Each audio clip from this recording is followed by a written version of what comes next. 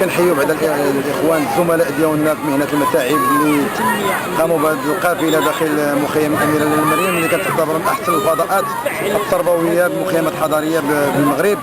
هذا المخيم اللي عنده واحد التاريخ، تاسس في عهد الحركه الوطنيه وكيستقبل مجموعه ديال الاطفال ديال جهه الدار البيضاء الكبرى عبر 5 ديال المراحل، كل مرحله فيها 10 ديال الايام.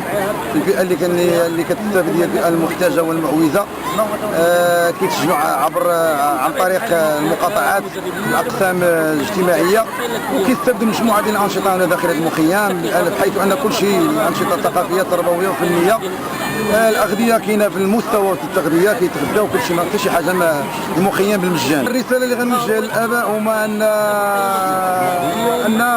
ما يضيعوش بعدا حق ولادنا، ان كاين بعض الوليدات اللي ما كيتسجلوش هنايا. الاولاد اللي هما محتاجين وما عندهمش يحاولوا انهم يسجلوا في هذا المخيم. هذا المخيم انا كنعتبروه خير من المخيمات الاخرى بحكم انني سنوات وانا هنا، كيلبي كما قلت حاجيات ديال الاطفال بكل المسائل اللي كتعلق بالتربيه، وهذا كنعتبروه انه مدرسه.